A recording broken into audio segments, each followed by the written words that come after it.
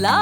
Your dream vacation to Turkey starts from rupees 79,999 only with GT Holidays, South India's #1 travel brand.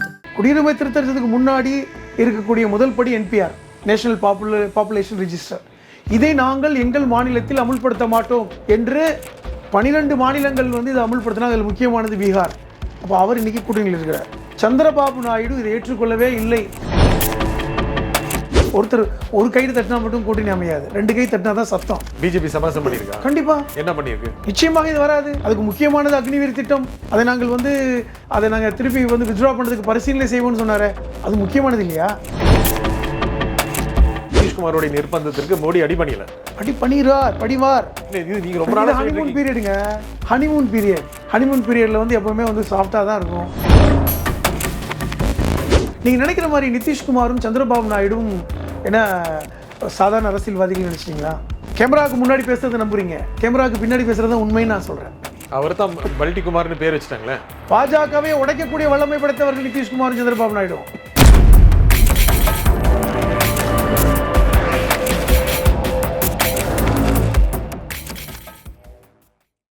வணக்கம் ஆகாயம் நண்பர்களே.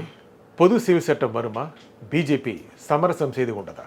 இதை பற்றி பேசுவதற்காக மனிதநேய மக்கள் கட்சியின் மாநில அமைப்பு செயலாளரும் எழுத்தாளருமான புதுமடம் ஹலீம் இங்கு வந்திருக்கிறார். வணக்கம் திரு புதுமடம். வணக்கம். பொது சிவில் சட்டம் வருமா வராதா? வாய்ப்பே இல்லை. ஏன் அப்படி சொல்றீங்க? 2014 பாரதிய ஜனதா கட்சி ஆட்சியை பிடிக்கும் பொழுது அவர்கள் 283 இடங்களில் வெற்றி பெற்று தனிப்பெரும்பான்மையாக ஆட்சியை செஞ்சார்.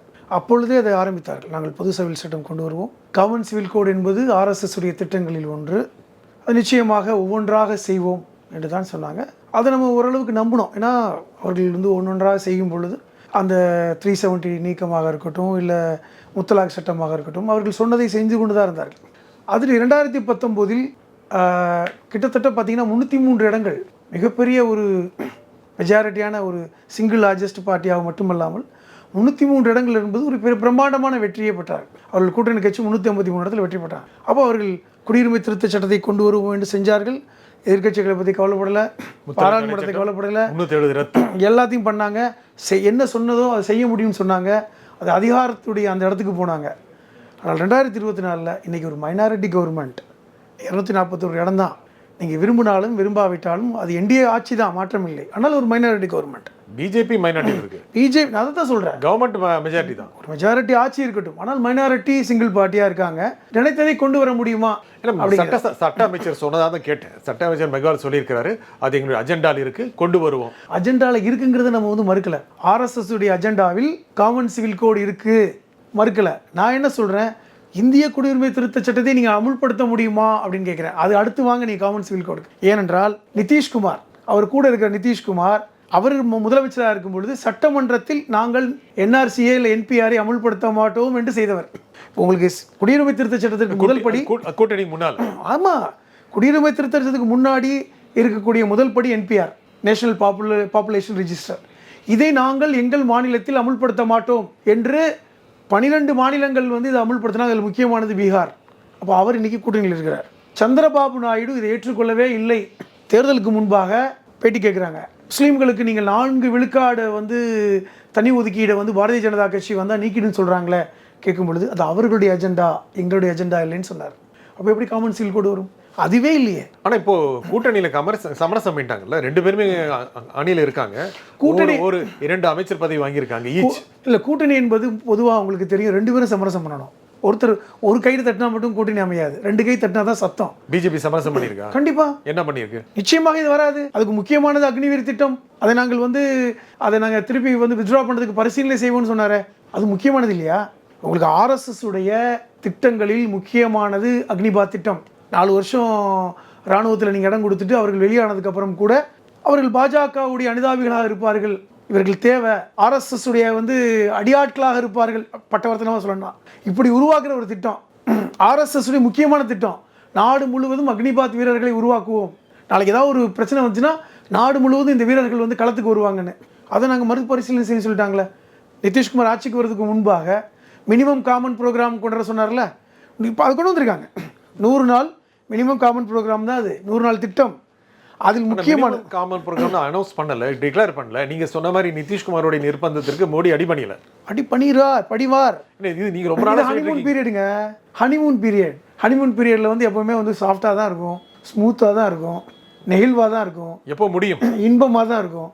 அதுக்குன்னு ஒரு குறிப்பிட்ட காலம் இருக்குல்ல. ஹனிமூன் பீரியட் முடிஞ்சிருச்சுன்னா ரியல் என்ன லைஃப்ங்கிறது தெரியும். மோடி கண்டினியூ பண்ற மாதிரி இருக்கு. 2 முறை எப்படி ஆட்சியில் இருந்தாரோ அதே மாதிரி தான் இருக்காரு. நீங்க ஏதாவது டிஃபரன்ஸ் பாக்குறீங்களா? கண்டிப்பா டிஃபரன்ஸ் பார்க்குறேன். என்ன டிஃபரன்ஸ் பாக்குறீங்க? நீங்க ஆட்சி அமைக்கும் போதே பாருங்க, என்ன பிரதமர் மோடியுடைய உடல் மொழியை பாருங்க எப்படி இருந்துச்சு. சமீப காலமா அவர் 2014 அவருடைய உடல் மொழி எப்படி இருந்தது, 2019 கடந்த 5 வருடங்களாக எப்படி இருந்தார், அவருடைய பேச்சு எப்படி இருந்தது, மோடி கவர்மெண்ட், மோடி கேரண்டி, அதெல்லாம் இப்போ எங்கே போச்சு? அதான் நான் கேட்குறேன். மோடி கவர்மெண்ட்ங்கிற வார்த்தை ஏன் போச்சு? இப்போ வந்து பாருங்க மாறி போச்சு. கன்சென்சஸ்ங்கிற சொல்றாரு, ஒருமித்த ஒருங்கிணைப்பு, நம்ம எல்லாம் ஒன்னா சேர்ந்து இருக்கணும், தொலைஞ்சிடக்கூடாது. இறங்கி வந்துட்டாரா? இறங்கி வர வேண்டிய நிர்பந்தம் அவருக்குன்ற. இப்போ இறங்கி வரல. இப்போ அவருக்கு வர விருப்பம் இருக்காதுலங்க, பழகின ஒரு விஷயம். ஆனால் இவர் வழி இல்லைன்ற நிர்பந்தம். நாங்கள்லாம் ஒருங்கிணைச்சு தான் போகணும், ஒன்றா தான் செய்யணும், ஒன்றா தான் ஆட்சி அமைக்கணும் அப்படிங்கிற ஒரு இது இருக்குல்ல, அச்சம் இருக்கும்ல. நீங்கள் எப்படி நீங்கள் 2019 மோடி எதிர்பார்க்குறீங்க? அவர் பிரதமர் தான், நீங்கள் சொல்ற மாதிரி என்டிஏ கவர்மெண்ட். நான் அதுதான் திருப்பி கேட்குறேன். மோடி கேரண்டி இங்கே வேலை செய்யுமான்னு கேட்குறேன். ஏன் வேலை செய்யுது? எப்படி வேலை செய்யும்? ஏன் எப்படி வேலை செய்யும்? இது என்டிஏ கவர்மெண்டோட கேரண்டின்னு சொல்லுவாங்க. என்டிஏ கவர்மெண்டோட கேரண்டி. இப்போ அடிக்கடி வார்த்தை என்டிஏ கவர்மெண்ட், நீங்கள் மோடி கவர்மெண்ட் சொல்ல முடியாது. ஒரு 28 சீட்டு சந்திரபாபு நாயுடுக்கும் நிதிஷ்குமார் சேர்த்து. அது முக்கியம் இல்லைங்க. 272 இல்லை, மெஜாரிட்டி இல்லை. அது ஒரு சீட்டு குறைஞ்சாலுமே நீங்கள் வந்து மெஜாரிட்டி கிடையாதுல்ல. 28ங்கிறது ரொம்ப ஹியூஜ் நம்பர்ல. அதை அட்ஜஸ்ட் பண்ணிடுவாங்களா வர்ற காலத்தில்? எப்படி அட்ஜஸ்ட் பண்ணுவாங்க? உடைப்பாங்களா? உடைக்கிறது அவங்க பழக்கம் இருக்கலாம், உடைக்கலாம். ஆனால் அது எப்படி உடைப்பாங்க? நீங்கள் என்ன சொல்லுவாங்க, நிதிஷ்குமார் உடைக்கணும், சந்திரபாபு நாயுடு உடைக்கணும், இன்னும் பல பேரை சேர்க்கணும். அது ஒர்க் அவுட் ஆகுமா? நீங்கள் நினைக்கிற மாதிரி நிதிஷ்குமாரும் சந்திரபாபு நாயுடும் என்ன சாதாரண அரசியல்வாதிகள் நினச்சிட்டிங்களா? அவருடைய ட்ராக் ரெக்கார்டு பார்க்குறீங்களா? நிதிஷ்குமாரோட ட்ராக் ரெக்கார்ட் 2 தடவை இங்கே இருந்திருக்கிறார், அங்கே இருந்திருக்கிறார். இங்கே உள்ள வீக்னஸும் அவருக்கு தெரியும், அங்கே உள்ள வீக்னஸும் தெரியும். அப்படிப்பட்ட ஒரு நபர். சந்திரபாபு நாயுடு நீங்கள் சாதாரண நினைக்கிறீங்க, அப்படி கிடையாது. சந்திரபாபு நாயுடு சட்டமன்றத்தில் பேசிய பேச்சுக்களை பாருங்கள், அந்த ஆட்சிக்கு எதிராக அவர் கொந்தளித்ததை பாருங்கள். ரொம்ப உணர்வுபூர்வமானவர், உணர்ச்சி பொங்கலை பேசக்கூடியவர் சந்திரபாபு நாயுடு. இன்னொன்னே நீங்கள் புரிஞ்சுக்கிங்க, சந்திரபாபு நாயுடு இப்போ இருக்கின்ற இந்தியா கூட்டணி தலைவர்களோடு நெருக்கமாக இருப்பவர். இப்போ இருக்கின்ற இந்தியா கூட்டணி தலைவர்களோடு ஸ்டாலின் அவர்களோடு எதிர்பாருங்க. நான் சென்னை வரும்போதெல்லாம் கோபாலபுரம் வீட்டுக்கு வராமல் இருந்ததிலையும் சொன்னவர் அவர். இது கலைஞரோட நெருங்கிய நண்பர்னு ஸ்டாலின் சொன்னார். இதே மாதிரி தான் காங்கிரஸில் இருக்கின்ற, ஏன் தேசியவாத காங்கிரஸுடைய தலைவராக இருக்கக்கூடிய அவருக்கு இவருக்குள்ள நட்பு நமக்கு தெரியாதா? அவர் பேசிட்டாருன்னு கூட சொன்னாங்க. நெருங்கிய நட்பு இருக்கிறது சந்திரபாபு நாயுடு. இதே நான் ஒன்று, இப்போ ஃப்ளைட்டில் அந்த ஆட்சிக்கு தேர்தல் வந்ததுக்கப்புறம் இந்தியா கூட்டணியும் என்டிஏ கூட்டணியும் மீட்டிங் போடும்போது ஒரே ஃப்ளைட்டில் வந்தாங்கல்ல, பார்த்தோமே. யார்? நிதிஷ்குமாரும் தேஜஸ்வியும். என் பெரியப்பா தான் சொன்னார் வெளியே வந்தவொடனே, என் பெரியப்பாவோட நான் வந்தேன்னாரு. அப்போ நெருக்கம் இருக்குல்ல. எதை நீங்கள் நம்புவீங்க?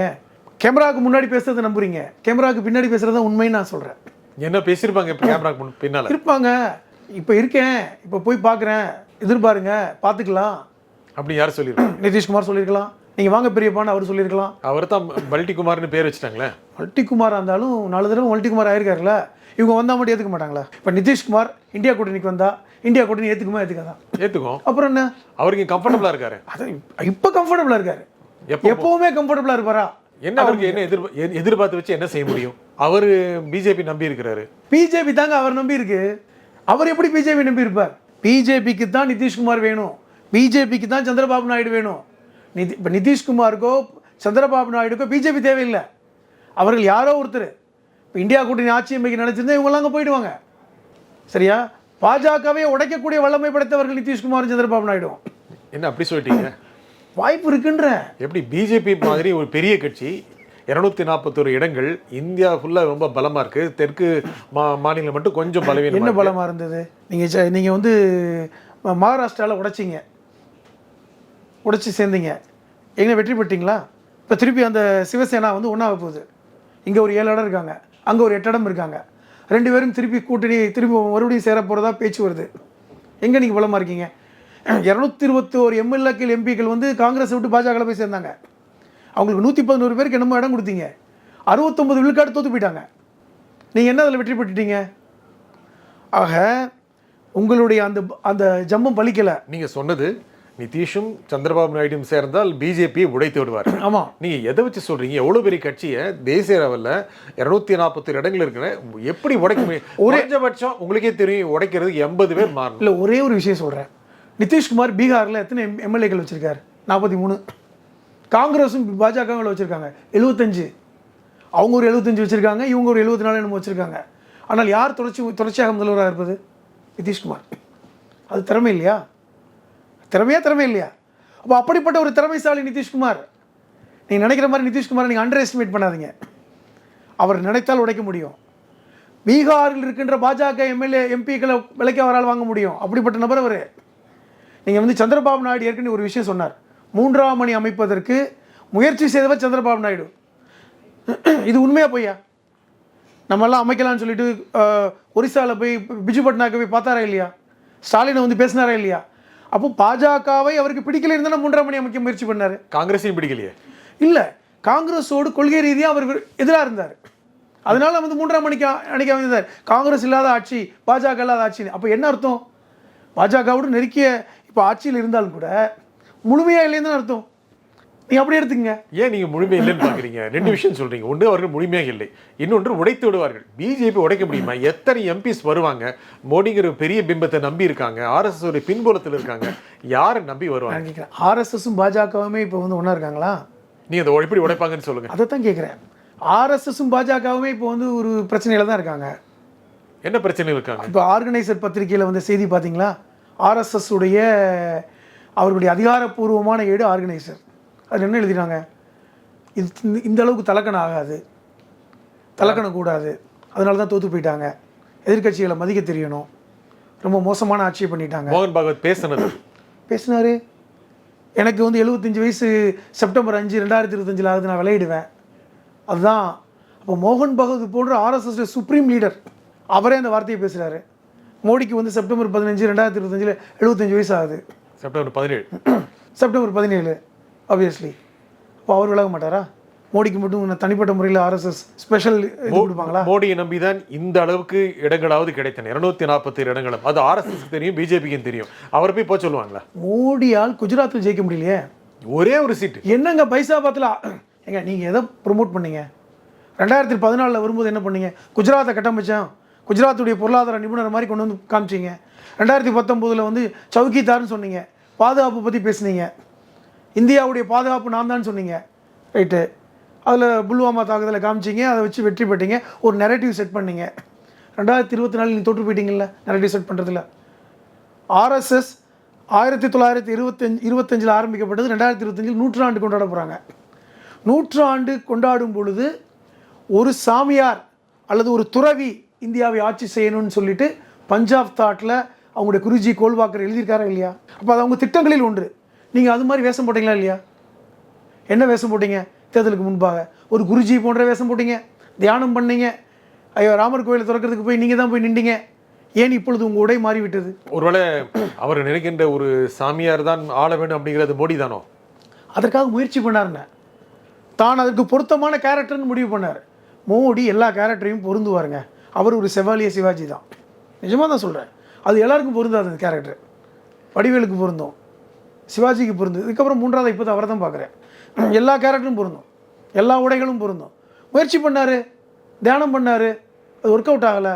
மீண்டும் அவர் பழையபடி என்ன ஒர்க் அவுட் ஆகலை? தான் ஒரு துறவியாக நின்று 350-400 இடங்களை வெற்றி பெற்றால் நான் ஆர்எஸ்எஸ் உடைய அந்த திட்டங்களுக்கு சரியான நபராக இருப்பேன். மீண்டும் ஒரு 5 ஆண்டுகள் என்னை நீங்கள் கேள்வி கேட்க முடியாது. இப்போ அவர் தான் சரியான நபர். யார் கேள்வி கேட்குறாங்க?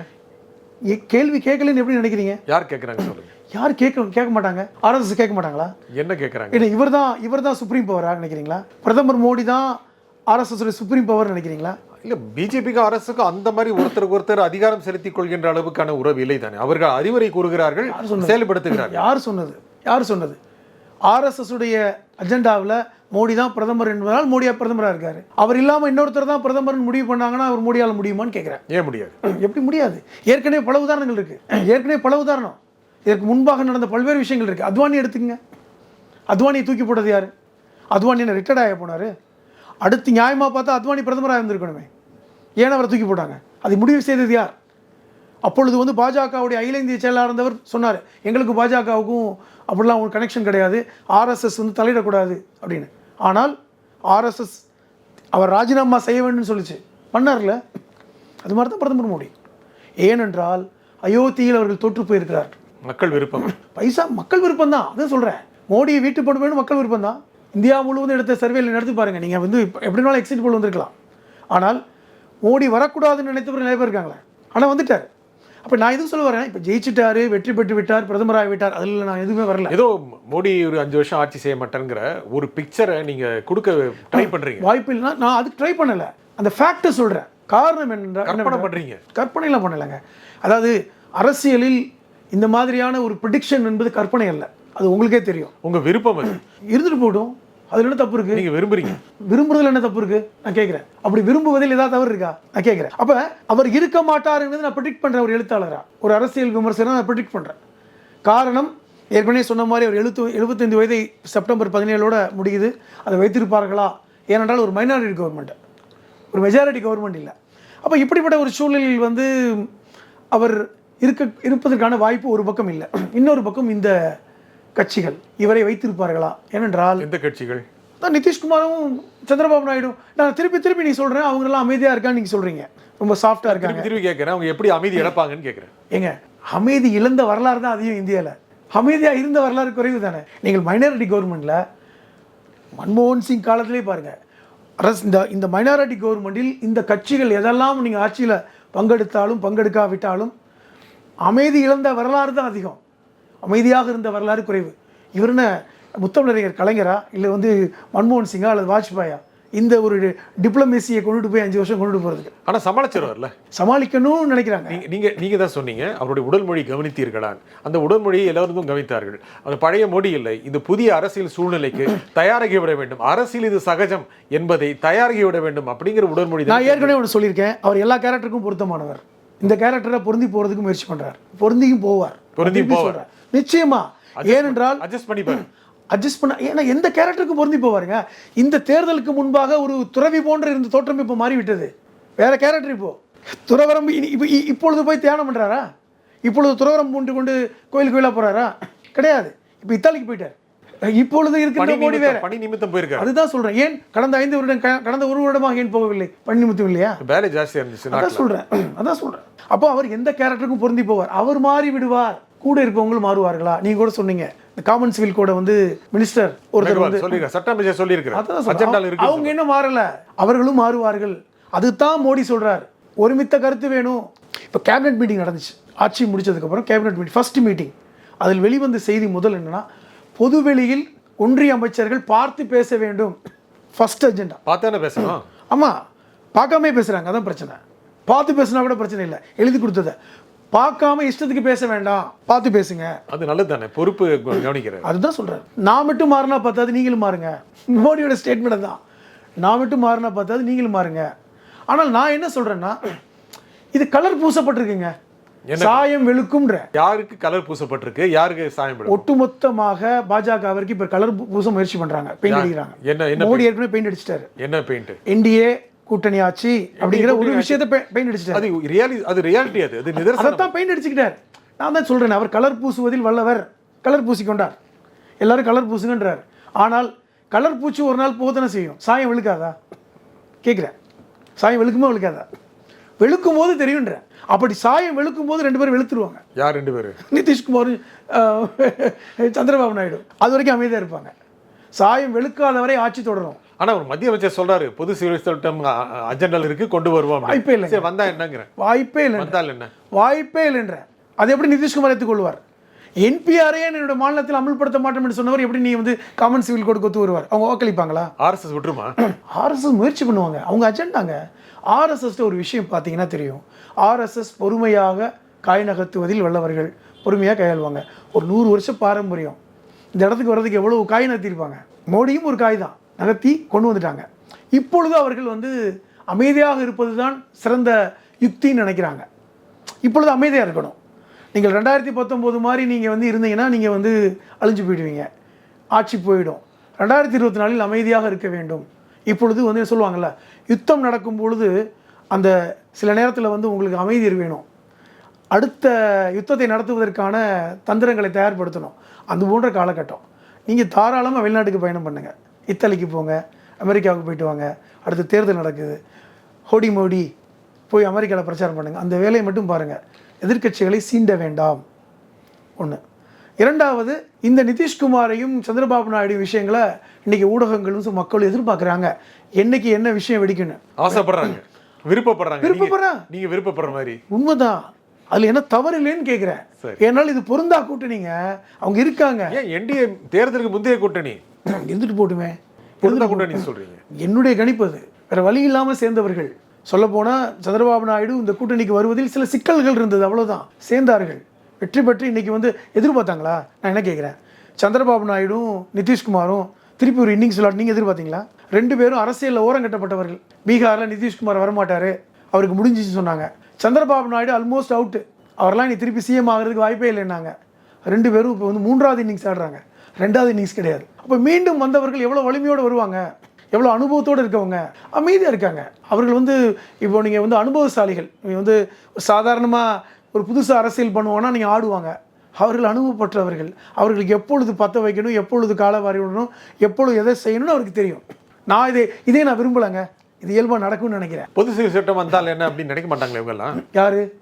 இந்த கூட்டணி கட்சிகளே வந்தால் என்ன? இது நான் உங்ககிட்ட கேட்குறேன், வந்தால் என்ன? இல்லைங்க, அது ஏன் வரணும்? காமன் சிவில் கோட் என்பது இந்திய அரசமைப்பு சட்டத்துக்கு எதிரானதுன்னு நம்ம சொல்கிறோம். ஏனென்றால் அண்ணல் அம்பேத்கர் கொண்டு வரும்பொழுது இந்த காமன் சிவில் கோட் கொண்டு வரக்கூடாதுன்னு தான் சொன்னார். இப்போ காமன் சிவில் கோட் என்ன விஷயம்? ஏற்கனவே இந்திய தண்டனை சட்டத்தில் எல்லோருக்கும் உடன்பாடு இருக்கிறது, எல்லோருக்கும் பொதுவானது. சிவில் சட்டம் என்பது சொத்தும் திருமணம் தானங்க. ஒரு மதம் சார்ந்த விஷயங்களில் திருமணம், மதம் சார்ந்த விஷயங்களில் சொத்து பிரிச்சுக்கிறாங்க. இதில் என்ன உங்களுக்கு பிரச்சனை? உங்களுக்கு என்ன அதில் பிரச்சனை வரும்போது? உங்கள் எதுவும் பிரச்சனை இருக்கா? இப்போ வந்து ஒரு இஸ்லாமியர் தன்னுடைய குடும்பத்தில் சொத்தை பிரிச்சுக்கிறார், அது அவங்க குடும்ப பிரச்சனை. அவர் வந்து திருமணத்தை இப்படி தான் நடத்தணும்னு நினைக்கிறாங்க, அது அவங்க குடும்ப பிரச்சனை. உங்களுக்கு என்ன பிரச்சனை? பாதிக்குதா? அப்போ ஒரு காமன் சிவில் கோட் என்பது கொண்டு வருவதன் மூலமாக நான் ஒன்றே ஒன்று கேட்குறேன். முதலில் இந்துக்களுக்கான காமன் சிவில் கோட் கொண்டு வர முடியுமா? அதற்காக வந்து அண்ணல் அம்பேத்கர் பதவியை திறந்தார், அதை பேசுங்க. சட்ட அமைச்சராக இருந்து ஏன் பதவியை திறந்தார் அண்ணல் அம்பேத்கர்?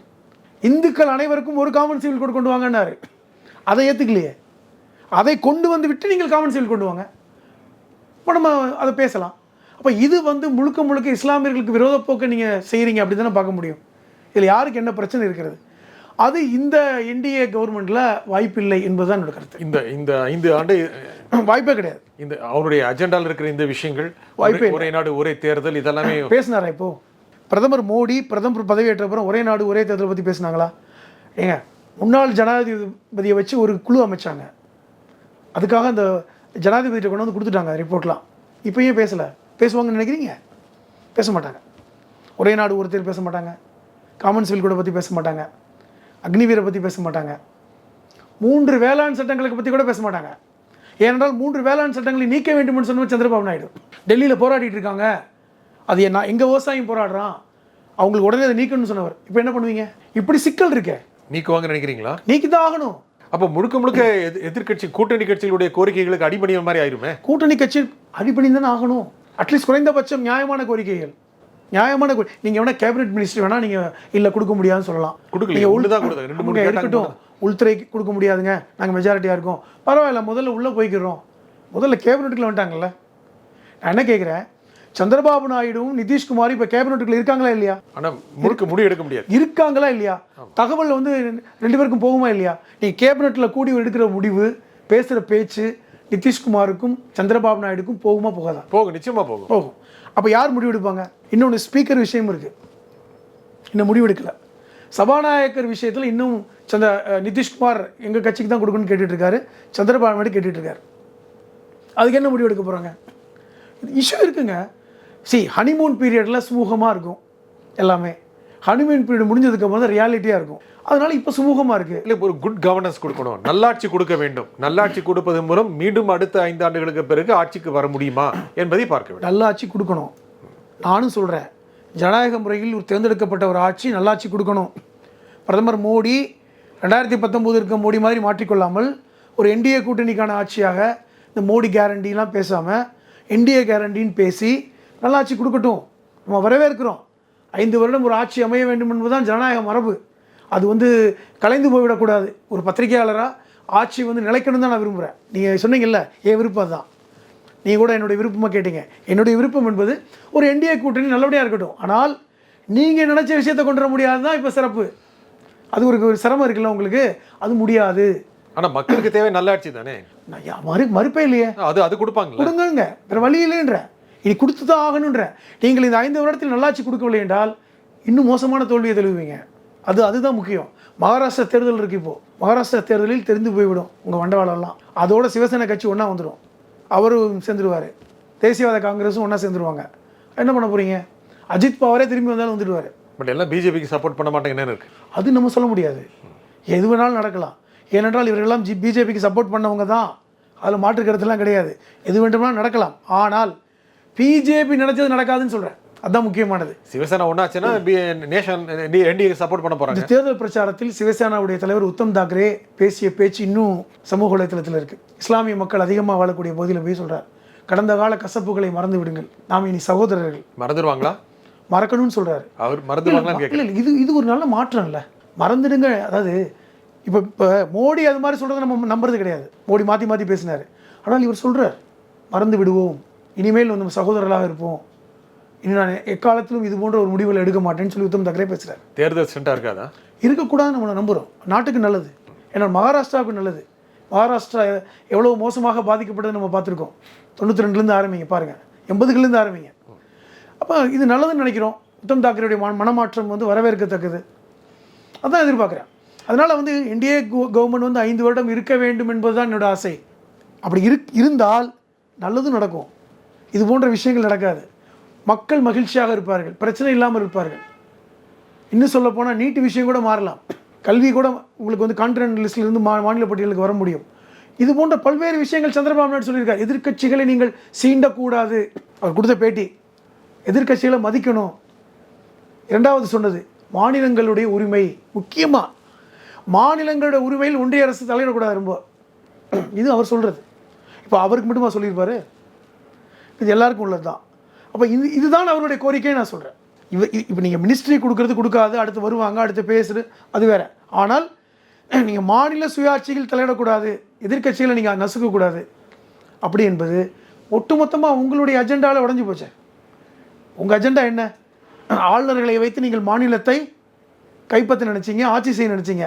இப்போ ஆளுநர்கள் வாய் மூடிட்டு இருக்காங்க தெரியுமா? நீங்கள் கவனிச்சு பாருங்கள். நம்ம தமிழ்நாட்டு ஆளுநர் இப்போ பேசுகிறாரா? ஆரிஃப் முகமது கான் எவ்வளோ வாய் திறந்தாரா பார்த்தீங்களா? இது ஹனிமூன் பீரியடோ? அவருக்கு ஹனிமூன் பீரியட் இருக்கா தெரியாது, ஆனால் பயத்தோடு இருக்காங்கல்ல, நம்ம இருப்போமா இல்லையான்னு. நிச்சயமாக அது ஒரு முக்கியமான விஷயம்.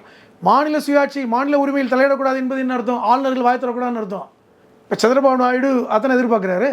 அப்போ ஆளுநர்கள் இனி அவர்கள் வேலையை மட்டும் பார்க்கட்டும் அப்படின்னு தான் அர்த்தம். இது எல்லாமே பாஜகவுக்கு பின்னடைவு தானே. அதான் என்னுடைய கருத்து. சார், இந்த நிகழ்ச்சியின் கருத்துக்கு குறிமைக்காக திரு ஹலீம் மிக்க நன்றி.